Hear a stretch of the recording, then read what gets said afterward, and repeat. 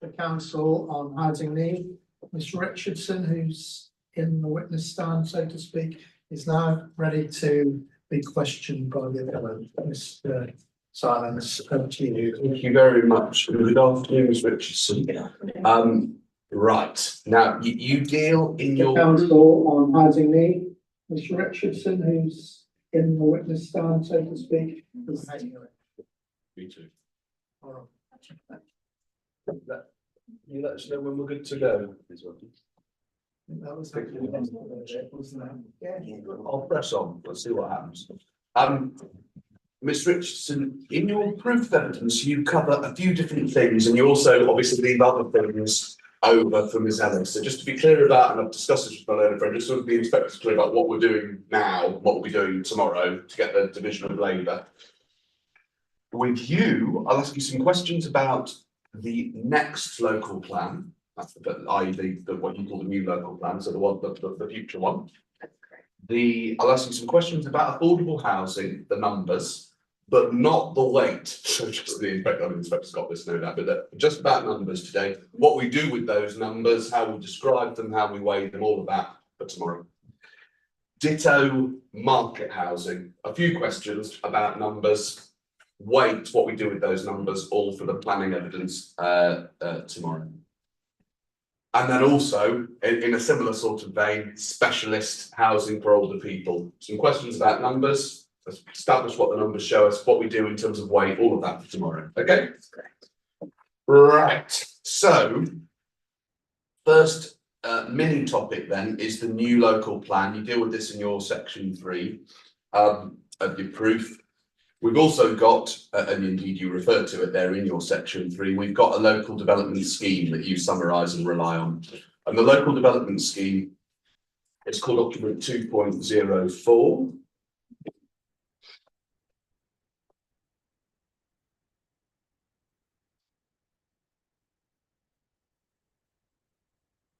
Running rather hard. We're cursed with the technology. You let me know when, because there'll be just a few, not loads of documents, but there are a few. So this is the first one.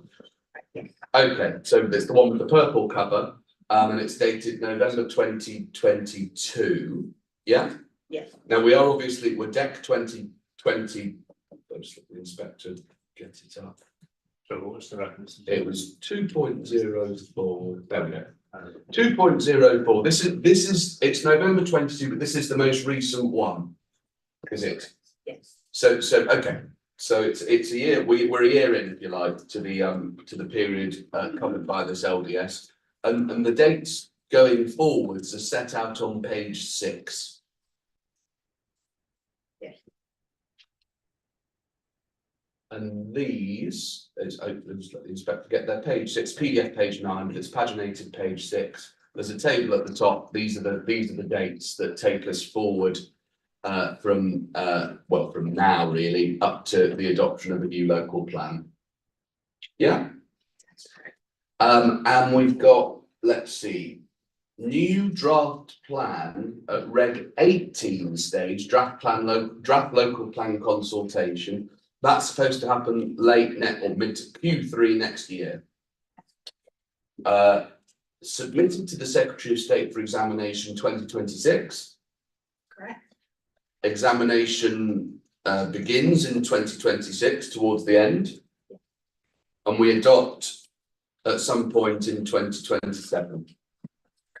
Within a year of the examination starting. With our ambitions to do that. Yeah. So just to start at the beginning and state again, all this is obvious from looking at these dates, but on the council's best guess, if you like, best case in the LDS, there's no plan in place in Basildon for at least 4 years from now, which as we'll go into tomorrow is almost 30 years after the adoption of the local plan, which i.e. in 1998. Sorry, that's Now that's the best case. That's what's set out here in the local development scheme. But we've got to have an eye on what's happened before. Last time, the plan here in Basildon was submitted to the Secretary of State in March of 2019. You're aware of that. And before it was withdrawn, which it was in 2022, it was examined for not 1 year, not 2 years, but 3. And then indeed it was withdrawn. It commenced examination, which was suspended shortly afterwards. Yes, exactly. So after the commencement of its examination, the amount of years that passed before it was withdrawn was 3. Yes. Which means, just to state again the obvious, and this is all obvious from the document, but these local development scheme dates are useful, but they're not set in stone. I'd agree with that. And that is clear from the section 4 beneath the table that you've set out, or sorry, you've set out, you've referred to, that you've set out in your proof, but it's in the LDS. You see the section risk management in the LDS, Yes. that talks about several factors that may impact on the ability of the council to keep the timetable. The key risks and potential mitigation measures are, and then there's a whole page of what they might be. Correct. The top one is changes to national policy or legislation. Case. And level of risk for that one's medium to high. We consider that to be correct. I'm sure you're right to consider that to be correct, because since you wrote this LDS, we've had a new levelling up bill or act, Levelling Up Regeneration Act, that sets out a whole new structure for plan making in this country. Haven't we? Yes. And we potentially within 24 hours or so of a new NPPF. Essentially, yes. So it would be fair to say that we are at least 4 years away, even before we start looking at other things like changing political priorities and all the rest of it. We're at least 4 years away from a new plan in Basildon. We wouldn't not consider any possibility of delivering sooner than a timescale. So I think we're agreed on that. We're at least 4 years away, and truth be told, and this is not a criticism, it really isn't a criticism, it's a recognition of the facts. We don't really know at the moment, sitting here today together, maybe it's a bit of crystal ball gazing, we don't know when, don't really know if, but we certainly don't know when the council will actually get on and adopt a new local plan. The aspiration is at least end of 2027. But who knows? That's our current best estimate, but we do not know. Okay. That's all I wanted to ask. Subject. Oh, I'm sorry. Subject to the risks. I didn't mean to cut you off. Thank you so much. Please don't let me interrupt you. Thank you. That was it with the local developments scheme for now. Consequences of all of that, I'll come back to tomorrow with regards. Right. Next mini topic then for you is affordable housing. Affordable housing is what you deal with in your section 5 of your proof, which begins on the right at the bottom of page 3. And as you've made clear in your evidence in chief and as recorded in the statement of common ground on affordable housing, whatever the numbers, we'll come into the numbers in a minute, but whatever they are, we agree that there is significant unmet need of affordable housing in this borough. We agree with. On the scale of that need, which is where we do part ways to a degree, on the scale of that need, at your 5.2, as you've explained in your chief, you say that the scale of needs 521, the net annual need 521 a year, and you take that from the ENA. Yes, that's our most recent evidence. Yes, and then at 5.3, you set out 5 years of delivery, net delivery you call it, and that adds up to 200. And I think I've tried to add them up. I think that adds up to 223. I like that. I agree. You agree, good. Yeah. So that's what that table shows at your 5.3. So in 5 years, on your case, you've delivered under half of what the HENA requires every year. Because the requirement over 5 years would be 521 times 5, and that's 2,605. So the 223 that you have down here at the 223 completions you recorded at 5.3, what that really means is that on your case, over 90% of needs for affordable housing are going unmet. That's correct. And there's a backlog on your analysis. This is your analysis, not ours. We'll come to ours in a minute. But on your analysis, the backlog has accrued over the last 5 years of thousands of affordable homes, because the total requirement of 2,605, against which there's been delivery of 223. So that's your case, backlog of thousands of affordable homes. Now, let's think about the things that you haven't done in your case. You don't in this table take account of the impacts of right to buy. Not in this table, no. No. And Mr. Tennant does. If you keep this table up, if it's possible to Yeah. do that on your screen, and if you compare it, if you try and have both of them available to you at once, if that's possible, to Mr. Tennant's table 33, which is on his page 91, if you can get that up. Yeah. Of course, now take a moment. I think let's try and do the same thing so we can try and work through these numbers a bit fiddly.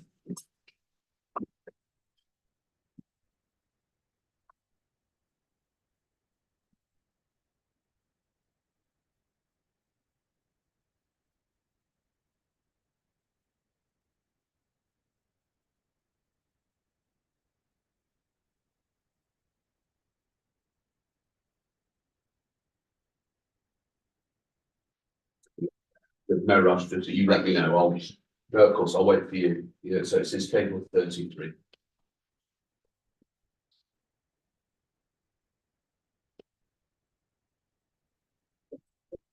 Super. You should have table 33. This is his figures for net housing completions and affordable housing supply. Do you see?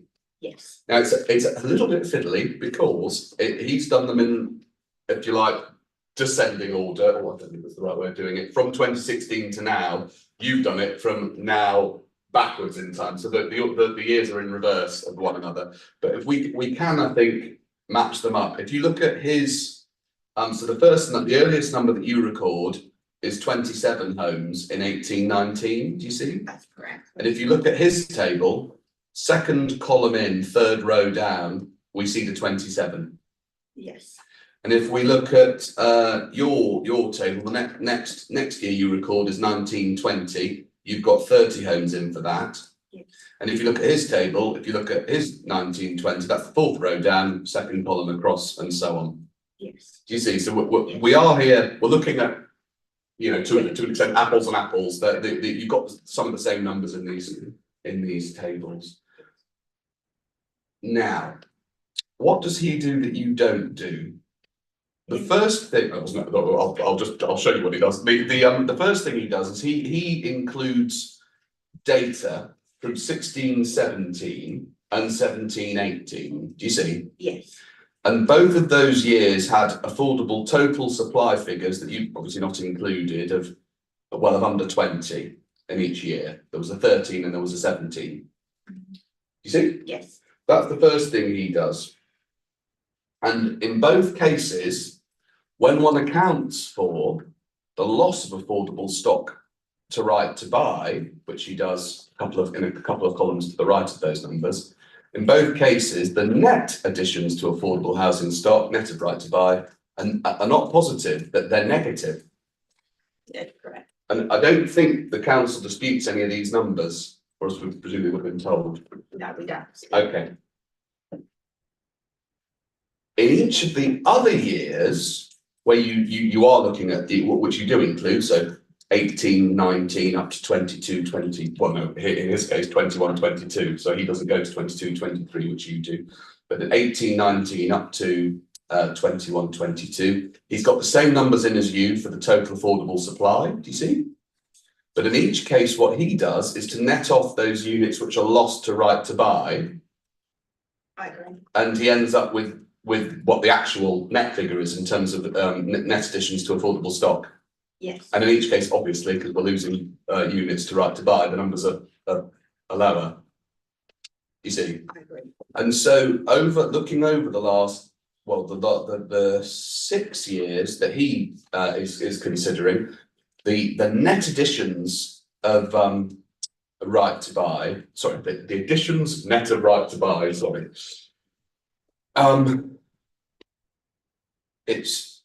It's 24. Do you see in the red column at the bottom? For the time period. For that time period, that's for that 6-year period. The net additions to affordable housing stock, net of right to buy, is actually 24 for that 6-year period. measured against, sorry, no, I've just lost Oh, don't worry. connection to it, so I'm looking No. at the table right. sorry, of course. Apologies for the internet. I'm sorry. Tell me when you're there. Right, yes, got it back. You got it back. It was quick. Yeah, so that's 24 over a 6-year period measured against an annual need on your case of 521. With the caveat that that need was calculated in 2022. Yes. And it would have been against a different need, which would have been set out in the previous. Right. South Essex Housing Needs Assessment 2016 and even 2017. Yes. Okay. And we see, don't we, that the 254 figure is represented on, do you see the, on the right hand side? So I suppose that picks up on the point that you just made.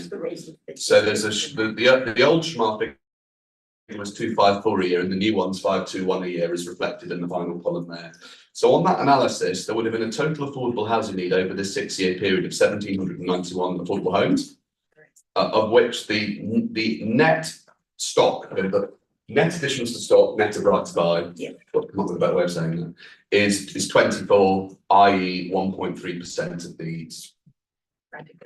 Okay.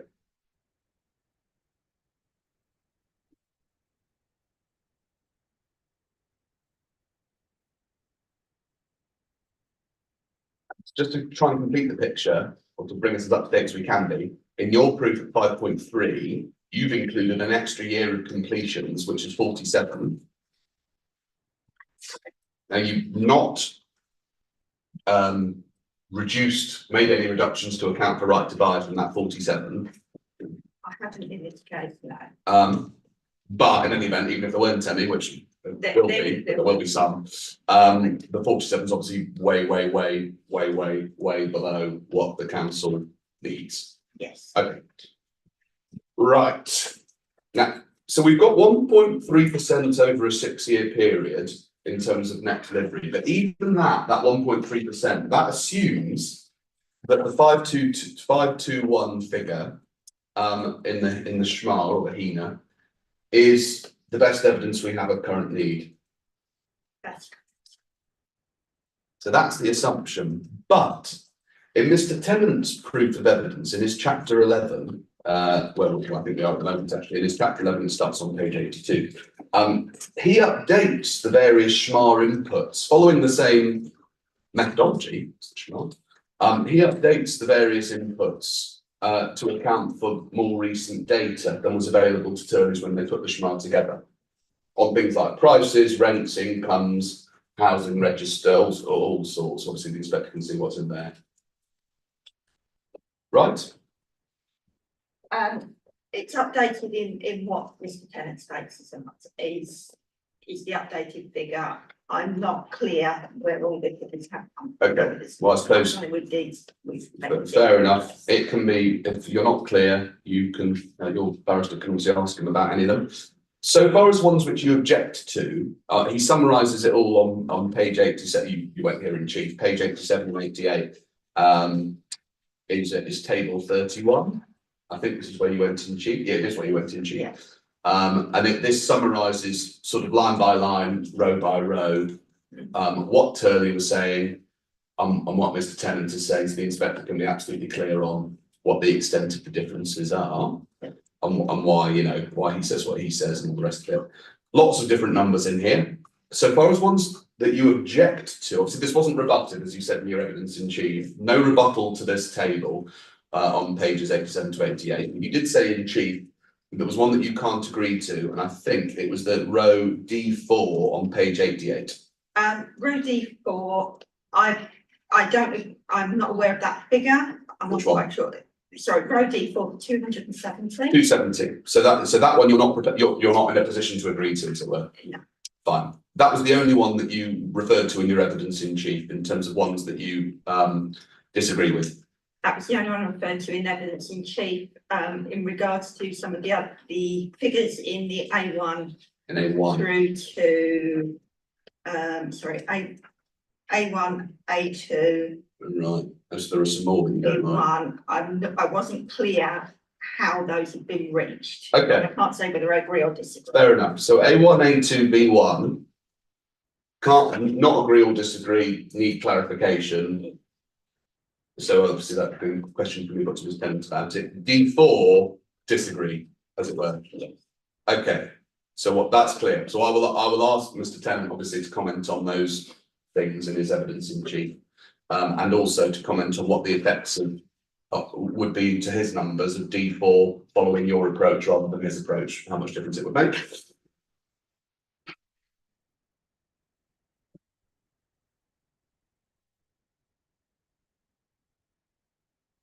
Do you accept that if Mr Tennant's figures are robustly derived, that shows that the true level of affordable housing needs are much higher than the HENA suggests? I accept there is a possibility that the level of affordable housing needs are higher than the current HENA sets out, given that it was prepared in 2022. Okay. However, I do consider it to be a relatively recently developed evidence base Mhm. and it was relatively robust methodology. All righty, thank you. Well, I'll leave that then with Mr Tennant. You've made your position clear on things that you said that aren't clear to you, and there's one number that you actually challenged. We'll come back to that in his evidence. Okay, that's looking backwards and indeed looking at needs. In terms of supply going forwards, you don't present evidence, do you, on likely affordable housing delivery over the next 5 years? No, we haven't presented any evidence. Mr Tennant does in his proof of evidence on page 90. Yes.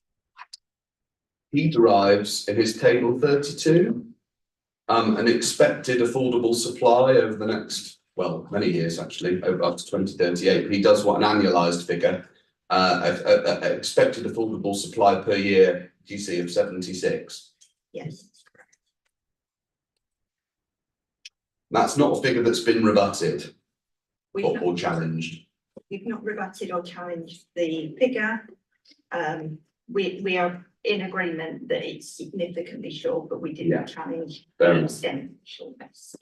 Which means that even looking forwards, we've been looking backwards so far, but actually also looking forwards, without getting into the detailed figures, then it doesn't really matter, but the vast majority of needs will remain unmet and the shortfalls will continue to accrue, not in the hundreds, but in the thousands of affordable homes. We are not expecting there to be any significant change in the delivery of affordable housing over the next Exactly. few years. Which means that we agree that those thousands of the backlog, if you like, will be perpetuated and increased in the future to the tune of thousands of affordable homes. I think that's what we agree on. Agree with that, while there is no local plan in place. Exactly, which we obviously all very much hope will change, but it's not changing for at least a few years, as we've discussed. Yes. Okay, thank you. That's very clear. Again, on how we weigh that, what we do with that and the balance, that's for the planning evidence, not for you, but that just want to go over the numbers. Market housing, you deal with market housing in your section 4 on your page 3. Yes. Now, again, we've got looking backwards and we've got looking forwards. Looking backwards, we know, and let's just, we turn up together the housing delivery test action plan, called document 2.05, if you can.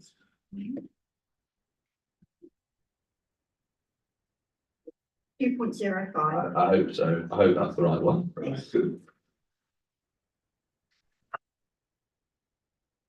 Yes. Okay, right, so thank you very much. If you turn on to page 4.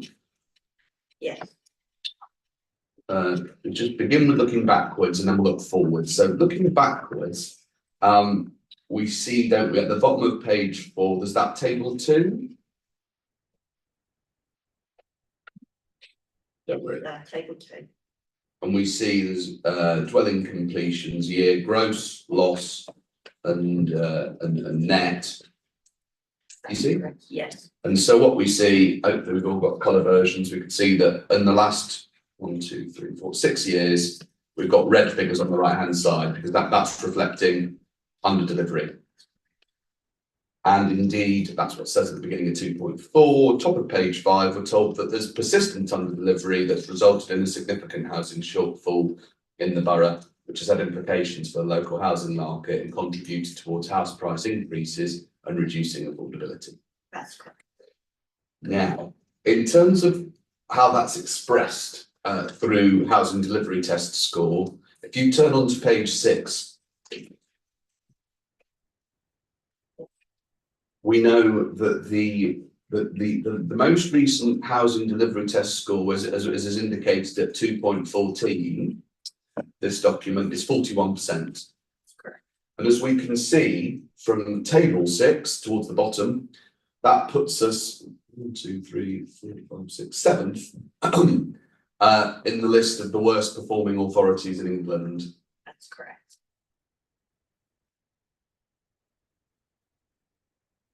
That is because, as we can see from table 5 at the top, there has been, as recorded through the HDT, 1,117 homes delivered in 3 years against a target of 2,717. That's the idea. That's correct. Which means that just looking back over the last 3 years alone, the shortfall is something in the order of, here goes some maths, something like 1,600 homes. Something like that. Something like that. We know that so far as the framework is concerned, that scoring under 75% on the HDT is considered to be, quote, substantially under the substantial underperformance. Yeah. So whatever that is, this is 41% is, it's very substantial or whatever. It's something very substantial would be a fair way to characterise it. I think there is a way to characterise. All right.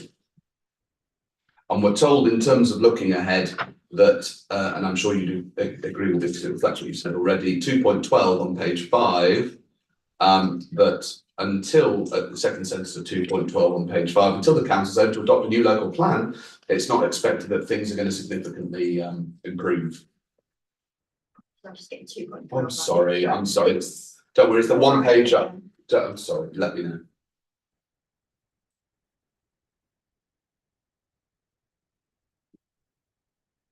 Yes, but I would agree with that. Yes. Okay, so we can expect the sort of current problems, and I'm sure this is just statement of the obvious really, but anyway, the problems at the moment really flow from the lack of a local plan. Unless and until that happens, things are going to continue to be a bit of a struggle. Yes, well, there are some other actions set out in here. The most significant action would be adopting a new local plan. All right. Thank you. That's looking backwards. Looking forwards, the most recent position statement on that comes in core document 2.06. That's the housing land 5-year land supply report of June of 2023. And as we see, if we flip into that on page 9.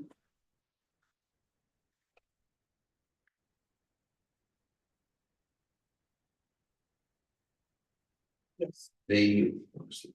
Find it, page 9, table 2. So what was the It's core doc 2.06, page 9, table 2, sets out a summary of the overall claimed position by the authority as at June of this year. Right? Yeah. And what we've got is total requirement of 6,258 homes over the 5 years, total supply 2,322.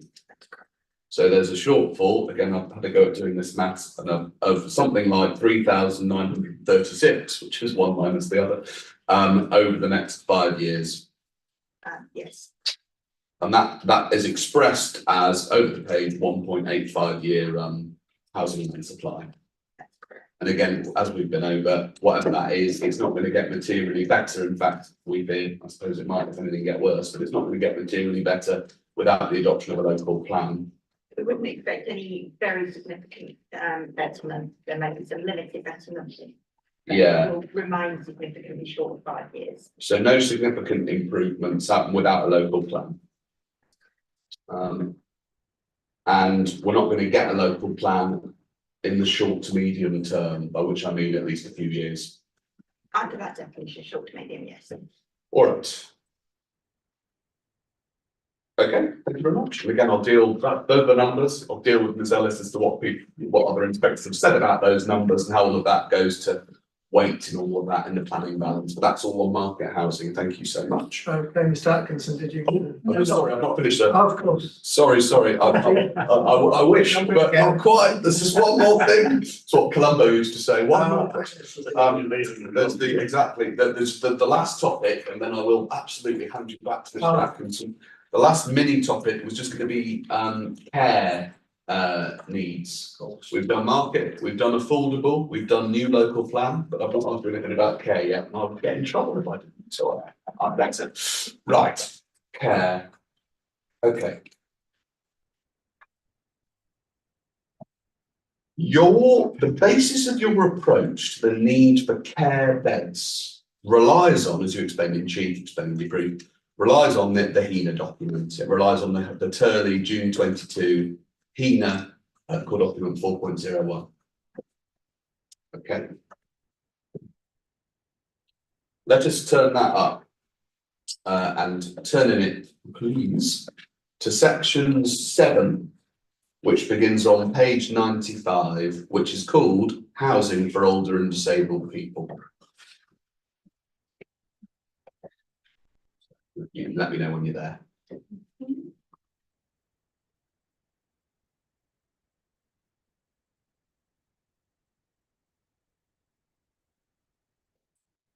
Okay.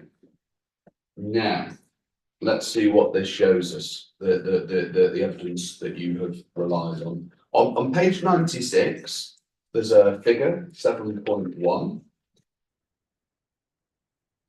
7 point. I'm sorry.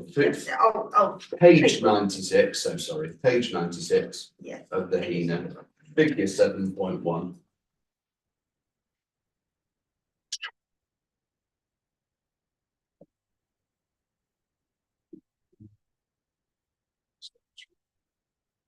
Yes, sorry, I'm just trying to read my notes.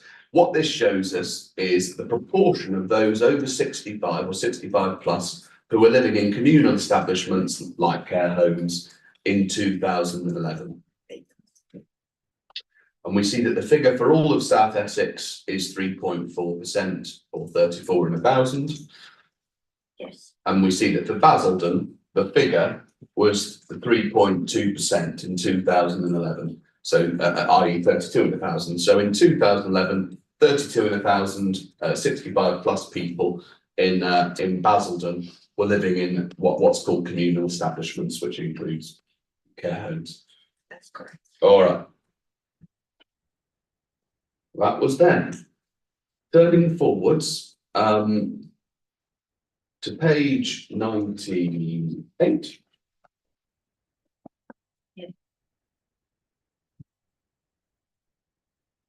There's actually a table right at the bottom of 97, so sorry, figure 7.3, which is size of home occupied by older households, also in 2011. Yes.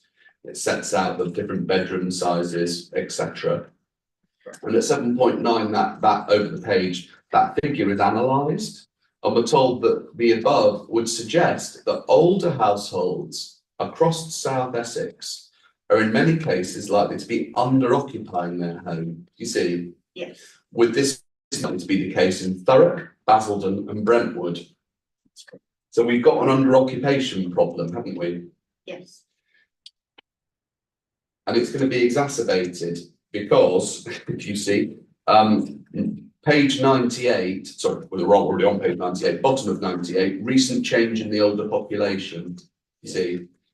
And we're told at 7.11 that the above analysis reflects the older population of South Essex in 2011.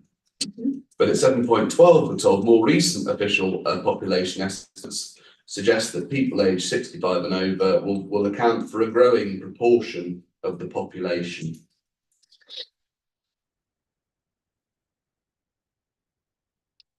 The data suggests that the number of residents in this age group across South Essex grew by 17% in the 9-year period there, far exceeding the 6% increase in the overall population during this period. And that's right.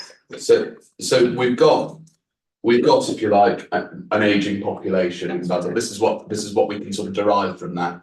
A population within which the proportion of people who are 65 and over is increasing quite a bit. And that is expressed in figure 7.5 on page 99. Yes. Which shows us that in the period 2011 to 2020, Basildon being the blue column in each of these age bands, if you look at the 85 and overs, the percentage change in population is almost a quarter. That's what has happened. And if one turns forward to page 100, at figure 7.6, not only has that been the historic trend, that's the projected trend, big time. The population aged 65 and over is going up. It's going up quite a bit over the next 20 years. And that's expressed, that's the overall South Essex position, that's expressed for Basildon too, over the page on page 101.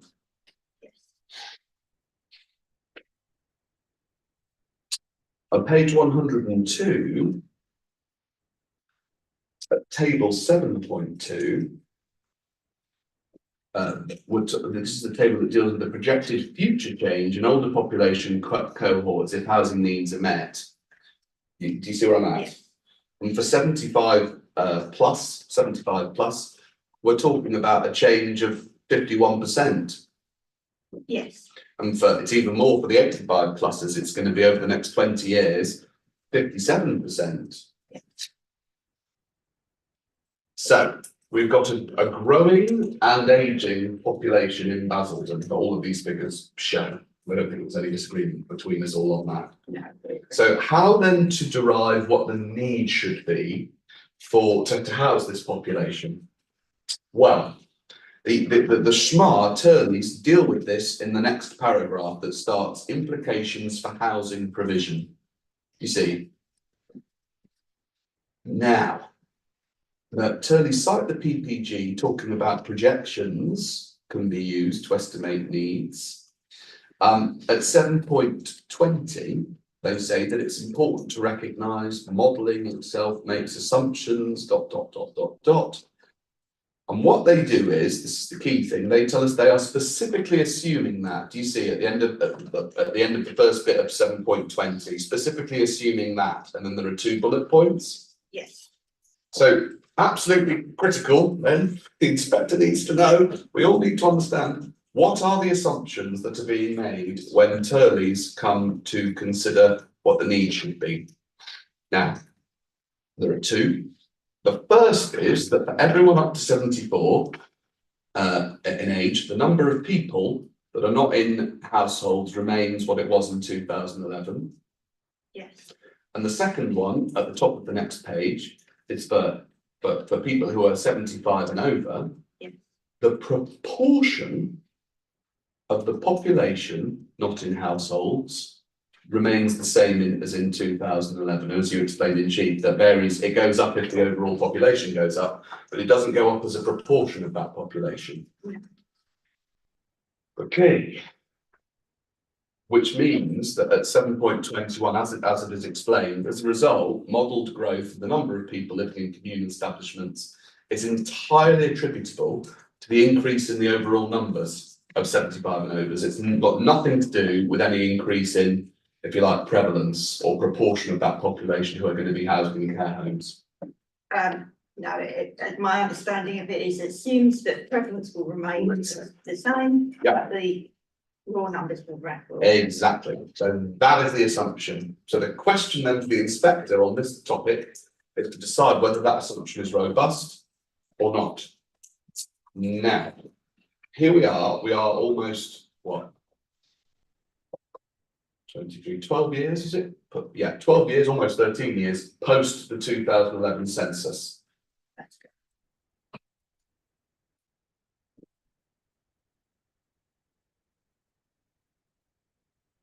But the needs evidence that you present to the inspector, which in a nutshell, just for shorthand, 32 in 1,000, 3.2%, that's the prevalence that you rely on. That assumes that the people who were housed in care homes in 2011 represents the needs that we should be planning for in the future. It represents that the proportion of people that need was so great that they required a care home would remain. I think we just said the same thing. I So, think we probably, yeah, so it represents the number, the prevalence, the proportion of people who are housed in a care home in 2011 should be the same now, and we should be planning to meet that proportion going forwards. yes. Okay. Now, just to be clear, so you didn't write this schma, but you do rely on it.